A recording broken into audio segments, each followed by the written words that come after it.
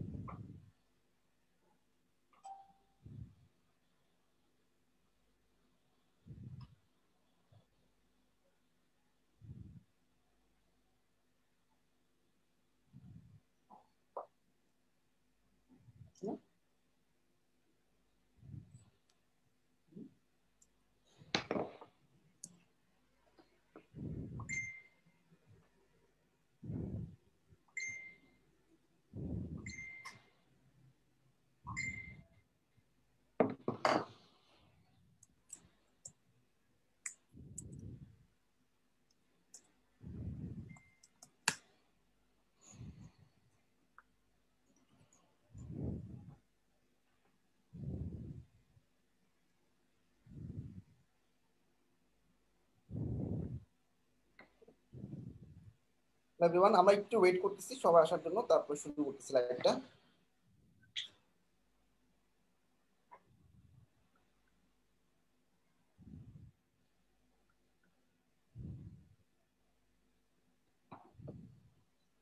Okay, it's time to start. সর্বপ্রথমে আমরা একটু জানি স্কয়ার স্পেস ব্যাপারটা কি। স্কয়ার স্পেস আসলে একটা বিল্ডার, বিল্ডার ঠিক না, এটা পুরো একটা প্ল্যাটফর্ম। আমরা যখন ওয়ার্ডপ্রেসে ওয়েবসাইট তৈরি করি, ওয়ার্ডপ্রেসে ওয়েবসাইটে যেরকম বিভিন্ন প্লাগইন দিয়ে বিভিন্ন ফিচার অ্যাড করা যায়, লাইক স্কয়ার স্পেসেও সেই কাজটাই করা যায়।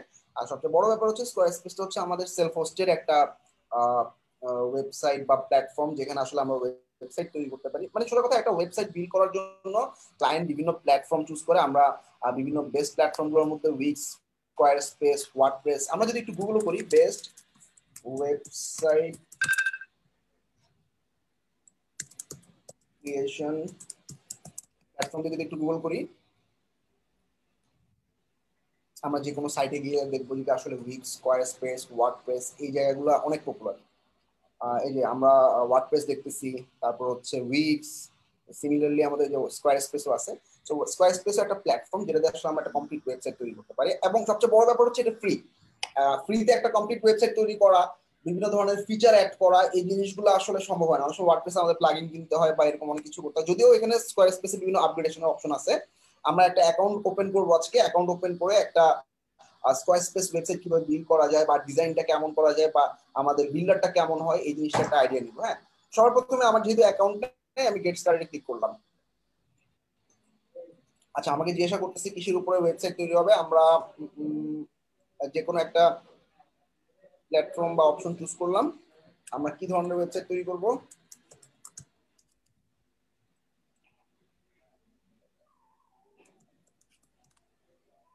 নেক্সট।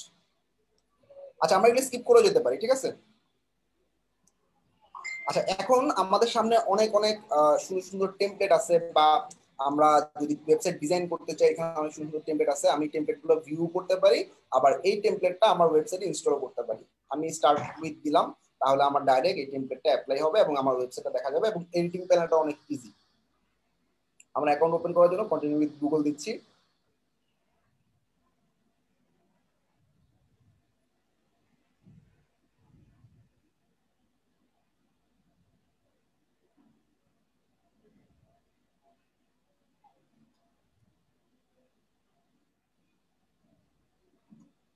আচ্ছা, স্কয়ার স্পেস নিয়ে কারো কোনো কোয়েশ্চেন থাকলে লাইভে চ্যাটে কোয়েশ্চেন করতে পারো, উই উইল আনসার দ্যাট।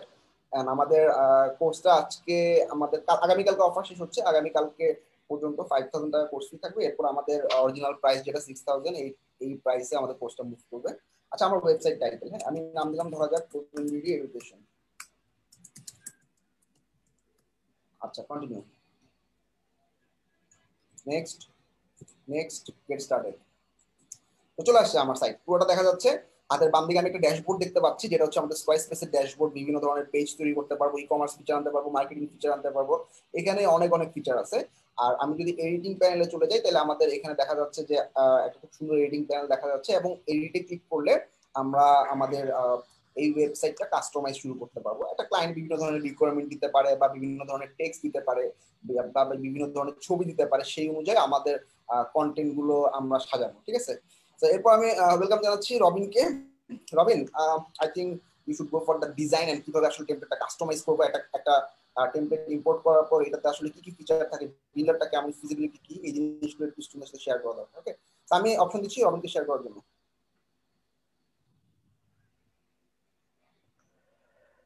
আচ্ছা, এখানে হচ্ছে আহ, আমি হচ্ছে একটা টেমপ্লেট নিয়ে রাখছি। সো আমরা যদি একটু দেখি যে হচ্ছে একটু আগে ভাইয়া যেটা দেখালো সেটা হচ্ছে আমাদের ডান সাইডে হচ্ছে একটা, এখানে হচ্ছে আমাদের ডিজাইনিং পার্ট গুলো, তারপর হচ্ছে আমাদের কাস্টমাইজেশন যে ফাংশনালিটি গুলো থাকে সেগুলো থাকে হচ্ছে এই বাম পাশে। আর আমরা যদি কোনো টেমপ্লেট এর ডিজাইন করতে চাই তাহলে আমরা এডিটে যে আমরা এখান থেকে একটা একটা করে ডিজাইন করতে পারি। লাইক আমার যদি এই যে টেক্সট এডিট করতে হলে ঠিক আমরা যেরকম উইসি যেরকম দেখছিলাম ঠিক সেম ভাবে আমরা এখান থেকে এটাকে চেঞ্জ করতে পারবো বা ডিজাইন করতে পারবো। সাপোজ আমি এখান থেকে কিছু লরেবি টেক্সট অ্যাড করে দিই।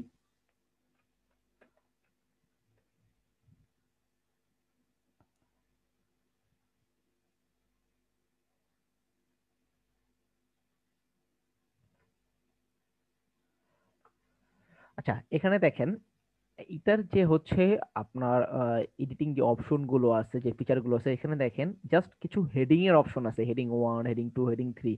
বাট আমাদের যে আদার্স যে হচ্ছে আমাদের যে ফাংশনালিটি গুলোতে আমরা সবসময় অভ্যস্ত যে হচ্ছে আমরা একটা সাইজ নিব, ফন্ট সাইজ, বা একটা ফন্ট ফ্যামিলি নিব, বা এরকম যে অপশন গুলো আমরা সবসময় ইউজ করি, এটাতে ঠিক এর ভিন্ন, মানে ঠিক উল্টোটা। আমরা এতদিন যারা হচ্ছে ওয়ার্ডপ্রেস বা অন্যান্য প্ল্যাটফর্মে কাজ করছি তারা হচ্ছে জানে কি মানে একটা আদর্শ ওয়েবসাইটে হচ্ছে ফন্ট ফ্যামিলি, তারপরে হচ্ছে কালার, এগুলো হচ্ছে ঠিক রেখে কাজ করতে হয়। বাট উইক্স এর ক্ষেত্রে হচ্ছে এগুলো আপনি প্রিবিল্ড মানে আগে সেট আপ করে দিবেন। জাস্ট এডিটিং অপশনে এসে জাস্ট শুধুমাত্র হচ্ছে ডিজাইন পার্টটার কাজগুলো কমপ্লিট করবেন। দেখেন এখানে অপশন আছে জাস্ট মাত্র হেডিং এর একটা অপশন নেওয়ার, হেডিং 2, তারপর হচ্ছে হেডিং 3। এখন এই হেডিং 1, হেডিং 2, হেডিং 3 তে কি ফন্ট আছে বা হচ্ছে কি সাইজ আছে, ফন্ট সাইজ, এগুলো কোথায় আছে? এগুলো যদি আমরা দেখি তাহলে হচ্ছে আমি এটাকে জাস্ট সেভ করে নিই। সেভ করে আমাদের এই যে ডিজাইন যে পার্টটা আছে এইখানে ফন্টে যে আমরা এখানে অ্যাড করে দিতে পারবো যে হেডিং এ কি কি আছে। জাস্ট আমি হেডিংটাকে ওপেন করি। হেডিং ওপেন করার পরে দেখেন হেডিং 1 এর একটা সাইজ দিয়ে দিছে যে হচ্ছে হেডিং 1 এই সাইজের হবে। আমি এখান থেকে যদি বাড়ায় দেই তাহলে আমার হেডিং 1 এ যদি আমি কোনো টেক্সট লিখি তাহলে এটা ঠিক এই সাইজের হবে। আমি যতগুলো হেডিং 1 নিব সবগুলোর সাইজ সেম হবে। ঠিক সেম ভাবে আমি যদি হেডিং 2 টাকে যদি অ্যাড করে দিই, দেখেন এখানে হচ্ছে সাইজটা কিন্তু বাড়তেছে। আমি যদি এখান থেকে কমায় দিই তাহলে যত জায়গায় এই হেডিং 2 আছে সব জায়গায় হচ্ছে এই সাইজটা এখান থেকে অটোমেটিকলি শো করবে। আচ্ছা, এখানে আছে হচ্ছে ফন্ট ফ্যামিলি পপিন্স দেওয়া আছে। আমি চাইলে এখানে আমার আদার্স যে হচ্ছে ফন্ট গুলো আছে সেগুলো আমরা অ্যাড করতে পারবো। ওকে, তো এই গেল হচ্ছে একটা এডিটিং বা হচ্ছে আমাদের ফন্ট, টেক্সটের ফন্ট সিলেকশনটা আমরা আগের থেকে কোথা থেকে করে আসব। আচ্ছা, এখানে আমাদের আরো কিছু অপশন আছে। এখানে দেখেন হচ্ছে প্যারাগ্রাফ, প্যারাগ্রাফের জন্য হচ্ছে আমাদের প্যারাগ্রাফ 1, প্যারাগ্রাফ 2, প্যারাগ্রাফ 3, তো সেম ভাবে হচ্ছে আমরা, আমি যদি প্যারাগ্রাফ 1টাকে একটু বড় করে দিই, আমার এইখানে প্যারাগ্রাফ টেক্সট যা যা নেওয়া আছে সবগুলো হচ্ছে 5 RM এই সাইজে হচ্ছে অ্যাড হয়ে গেছে। ঠিক সেম ভাবে আমরা আমাদের আদার্স ফন্ট গুলো আমরা এখান থেকে সিলেক্ট করে দিতে পারবো, ফন্ট সাইজ গুলো।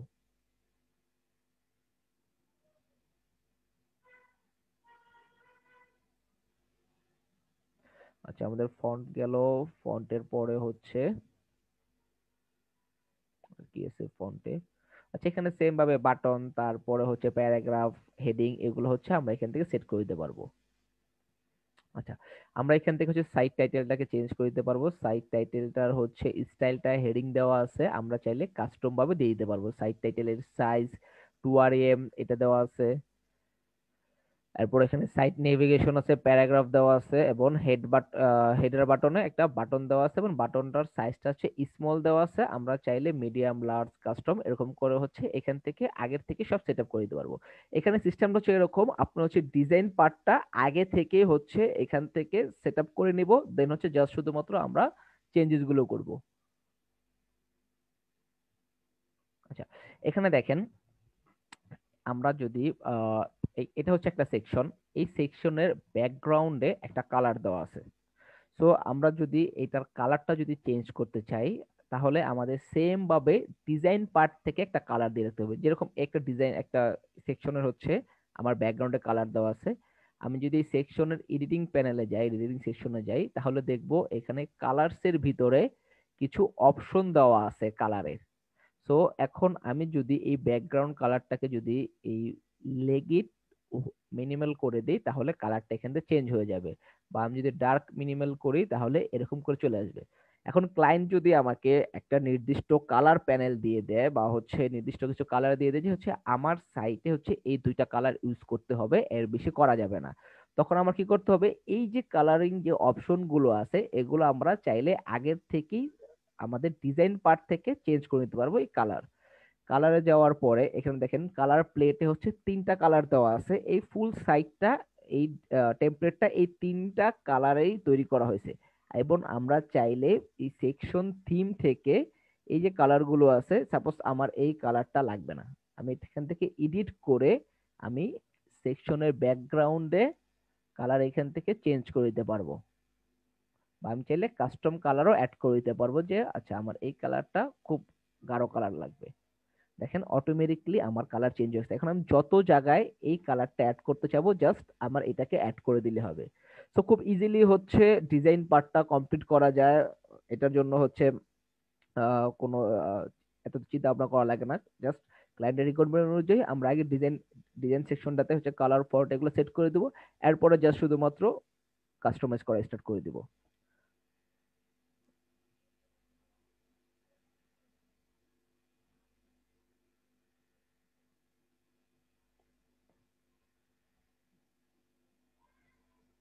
আচ্ছা, এরপরে যদি আমরা এডিটিং সেকশনে যাই, সেকশনে যাওয়ার পরে আমি সাপোজ যদি এইটার মাঝখানে কোনো সেকশন অ্যাড করতে চাই, তাহলে আমরা অ্যাড সেকশনে যে আমি আমার এইখানে সেকশনের ভিতরে অনেকগুলো অপশন আছে, যে হচ্ছে আমি হেডলাইন, লিস্ট, গ্যালারি, ইমেজ, তারপর টেক্সট, ভিডিও, অ্যাপয়েন্টমেন্ট, অনেকগুলো অপশন আছে। আমি যদি সোশ্যালে যাই তাহলে দেখবো যে হচ্ছে সোশ্যাল অনেকগুলো ফিড আছে, যে হচ্ছে আপনার ইউটিউব, ফেসবুক, এগুলো হচ্ছে হলো আপনার ফিডগুলো টানতে পারবেন। তারপরে এখানে আমি যদি একটা লিস্ট অ্যাড করি, যে হচ্ছে এটা, এখানে হচ্ছে দেখেন ইমেজের পর হচ্ছে টেক্সট। আমরা এই ইমেজটা যদি চেঞ্জ করতে হয়, তাহলে আমরা এখান থেকে ইমেজে যে আমরা যে কোনো একটা ইমেজ অ্যাড করে দিতে পারবো।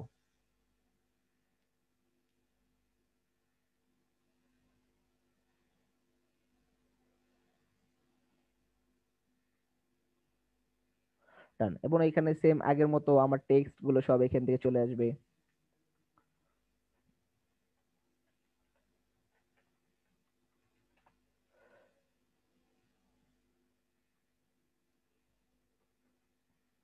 তারপর হচ্ছে এই টেক্সট গুলো দেখেন, এখানে আমি হচ্ছে প্যারাগ্রাফ 3 নিছি। আমি যদি এখানে হেডিংটাকে হেডিং 2 দিয়ে দেই, তাহলে আমার এটা কিন্তু অটোমেটিকলি বড় হয়ে যাবে, কারণ হেডিং 2 তে আমরা যে সাইজটা নিয়েছি সেই সাইজটা এখানে চলে আসছে।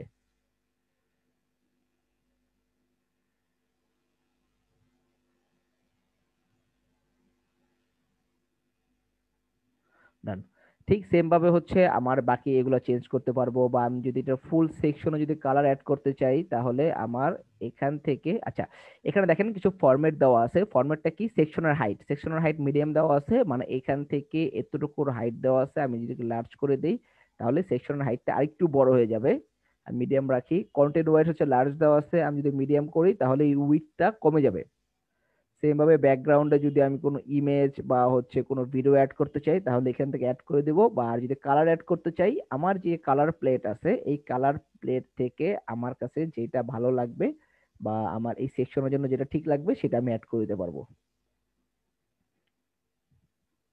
তো স্কোয়ার স্পেসটার যে হচ্ছে এডিটিং সিস্টেমটা বুঝতে পারছি আমরা। খুব ইজি, এটাও একটা ড্রাগ এন্ড ড্রপ বিল্ডারের মতো পড়বে।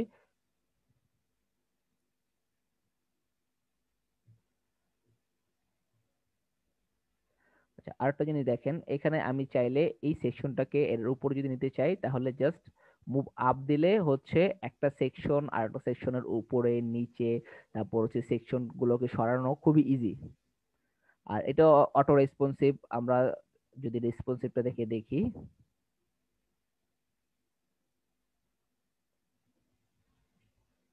দেখেন মোবাইল প্রিভিউতে যে গেলে অটোমেটিকলি হচ্ছে আমার রেসপন্সিভটা অটোমেটিকলি নিয়ে নেবে। এরপরও যদি আমি চাই কোনো টেক্সট কোনো কিছু যদি আমার চেঞ্জ করা লাগে, তাহলে সেটা আমরা হচ্ছে মোবাইল অপশন থেকেও আমরা চেঞ্জ করে দিতে পারবো। যে হচ্ছে এটার সাইজটা খুব বেশি বড় মনে হচ্ছে, এটা এখান থেকে আমি চাইলে ছোট করে নিতে পারবো।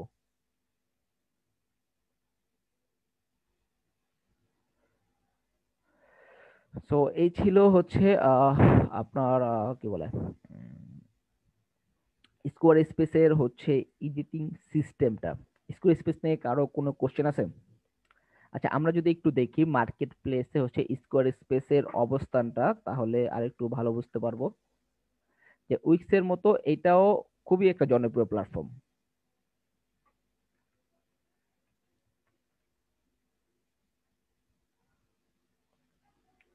দেখেন মোটামুটি খুবই কম্পিটিশন কম। 1912টা সার্ভিস অ্যাভেলেবেল, এর মধ্যে দেখেন এক একজনের প্রায় 500-র উপরে করে সার্ভিস দিচ্ছে। এই যে 500টা রিভিউ আছে, তার মানে তার সার্ভিস 500 প্লাস। এবং দেখেন প্রতিটা সার্ভিসই মোটামুটি হচ্ছে এক একজন হচ্ছে 150 করে অর্ডার কমপ্লিট করছে। তো এই সেক্টরটাও অনেকটা মোটামুটি হচ্ছে কি বলে কম্পিটিশন ছাড়া। তো আপনারা চাইলে এই স্কোয়ার স্পেসটাকেও টার্গেট করতে পারেন মার্কেট প্লেসে কাজ করার জন্য। উইক্স এর পাশাপাশি স্কোয়ার স্পেসটা নিয়েও যদি মার্কেটে নামেন, তাহলে মোটামুটি কম্পিটিশন ছাড়া মান্থলি একটা হেলদি ইনকাম করা যায়। যেহেতু এখানে কম্পিটিশন কম, আমরা স্কোয়ার স্পেস ওয়েবসাইটে যদি যাই, এই কিওয়ার্ডে গেলেও দেখবো 1500 কাছাকাছি কিওয়ার্ড, মানে যারা ক্লিক করে রাখছে মোটামুটি সবাই কাজ করতেছে।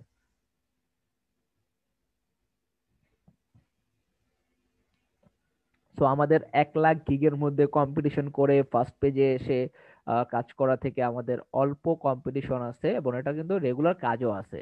আমার যে হচ্ছে কম্পিটিশন অল্প থেকে কাজ নেই এটাও কিন্তু না। আমাদের যে হচ্ছে যারা প্রায় 500-র মতো কাজ করছে, তারা অবশ্যই রেগুলারই কাজ করছে। দেখেন অলরেডি 4টা অর্ডার কিউতে আছে। যারা কাজ করতেছে তারা কিন্তু আহ ভালোভাবে কাজ করতেছে। অলরেডি 10টা অর্ডার কিউতে আছে।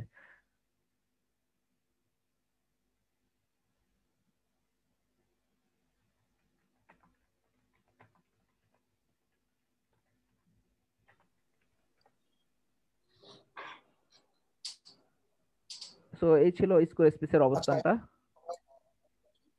আচ্ছা গ্রেট। আমাদের স্কোয়ার স্পেসের কোর্সগুলো ঠিক আমাদের যেভাবে আমরা আসলে শীট দিয়ে আমরা মেনটেন করি, ঠিক সেভাবে শীট দিয়ে প্ল্যান করা হয়েছে। এখানে কোর্স কন্টেন্ট, তারপর হচ্ছে অ্যাকাউন্ট ওপেনিং, এবং আমরা তো আসলে একটা ছোট ইন্ট্রো দেখলাম যে কিভাবে আসলে স্কোয়ার স্পেসে একটা সাইট তৈরি করা যায়। হ্যাঁ, আমরা যখন ক্লাস নিব একটা কমপ্লিট ওয়েবসাইট তৈরি করে দেখাবো, ডিজাইন প্যানেলে সবগুলো জিনিস দেখানো হবে, কন্ট্যাক্ট ফর্ম, তারপর হচ্ছে ই কমার্স, এই সবগুলো জিনিসই দেখানো হবে। আমি একটা ছোট কন্ট্যাক্ট ফর্ম দেখাই রবি, যেহেতু কিছু সময় আছে আমাদের হাতে, 30 মিনিটের মতো টোটাল টাইম আছে। লাইক এর উপর আলাদা লাইভ হবে, বাট আমি জাস্ট দেখাচ্ছি। মনে করো আমরা একটা সেকশন অ্যাড করলাম এখানে। বাই ডিফল্ট আমরা যেসব ওয়েবসাইটে ফর্ম তৈরি করি, এই ফর্মগুলো কন্ট্যাক্ট নামে একটা অপশন আছে, এবং ডোনেশন, কন্ট্যাক্ট, এই সবগুলো আসলে ফর্মের অপশন। ঠিক আছে, আমি একটা সিম্পল একটা কন্ট্যাক্ট ফর্ম নিলাম। এখানে অনেকগুলো টেমপ্লেট দেখা যাচ্ছে, আমি যে কোনো একটা করলাম। আচ্ছা, টেমপ্লেট চুজ করার পর আমি শীটে খুব সুন্দরভাবে সাজায় রাখছি। হোপ যারা কোর্স করবে তারা খুব সুন্দরভাবে বুঝতে পারবে। যেমন আমি এখানে ফর্মটা তৈরি করার পর ফর্মে এডিটিং প্যানেল দেখা যাচ্ছে। এখানে এখানে আমি অনেকগুলো ফিল্ড অ্যাড করতে পারবো। দেখি আসলে লাইভে কি আছে। এই যে ফর্মটাকে আমি এডিটে ক্লিক করলাম, এডিটে ক্লিক করার পর আমি দেখতে পাচ্ছি এখানে আমাদের ফর্মের ব্যাকগ্রাউন্ড কালার, এই অপশনগুলো চুজ করতে পারছি। ঠিক আছে, আর এই ফর্মটাকে এডিট করার জন্য ফর্মের এডিটিং প্যানেল আলাদা করে দেওয়া আছে। এখানে আমি যে শীটে যেভাবে দেখতেছিলাম সেরকম ভাবে আসলে আমাদের নাম, ইমেল, মেসেজ, এই অপশনগুলো আমরা চেঞ্জ করতে পারবো। ধরা যাক আমি একটা ফিল্ড অ্যাড করতে চাই, অ্যাড ফর্ম ফিল্ডসে আমি একটা ডেট অ্যাড করব বা ফোন নাম্বার অ্যাড করব। ডেট লিখে অ্যাপ্লাই করলাম, নিচের দিকে দেখবো আমাদের মান্থ, ইয়ার, ডেট চলে আসছে। আচ্ছা, এবার আমাদের কিছু অপশন আছে ফর্মের জন্য। আমরা একটা ফর্ম অ্যাড করার পর ফর্মের কিছু অ্যাডভান্স অপশন আছে। আমরা যদি দেখি এখানে ওকে দিলাম, আমরা স্টোরেজে গিয়ে দেখতেছি এখানে আমরা অ্যাডমিন ইমেল সেট করতে পারবো। অর্থাৎ আমাদের মানে কেউ যদি ফর্ম ফিল আপ করে, ওই ফর্মটা মানে আমার কাছে একটা নোটিফিকেশন আসবে। আমি একটা অ্যাডমিন ইমেল দিয়ে রাখলাম, তাহলে আমার কাছে সেই ইমেলে নোটিফিকেশন আসবে, আমি কানেক্ট করে রাখলাম। এছাড়াও আমি একটা ফর্ম যখন কেউ ফিল আপ করবে, আমি চাইলাম যে আমার গুগল ড্রাইভে সেগুলো একটা এক্সেল আকারে আসবে। হ্যাঁ, তো আমি গুগল ড্রাইভটা যদি কানেক্ট করে দেই,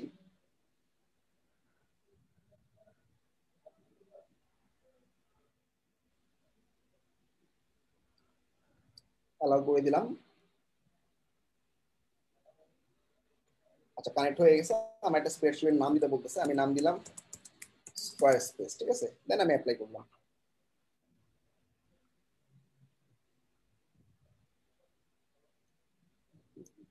যে কাজগুলো করলাম এগুলো হচ্ছে আমরা স্টোরেজে একটু দেখি, ঠিক আছে কিনা। Email connected, Google drive connected. আর অ্যাডভান্সে কিছু ফিচার আছে, যেমন আমি ফর্মের যে বাটনটা আছে, এই বাটনে যদি লেখা চেঞ্জ করতে চাইছে, আমি সাবস্ক্রাইব লিখলাম, আমাদের বাটনের মধ্যে সাবস্ক্রাইব লেখাটা চলে আসবে। বাটনের অ্যালাইনমেন্ট লেফট সেন্টার করতে পারি।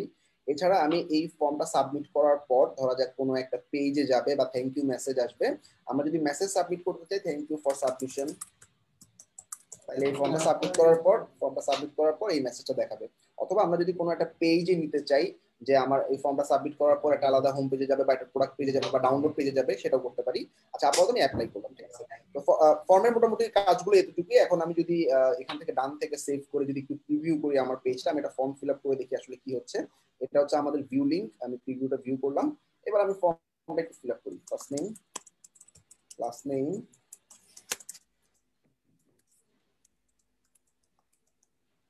একটা মেসেজ দিয়ে দিই, কিছু একটা ডেট ক্লিক করি,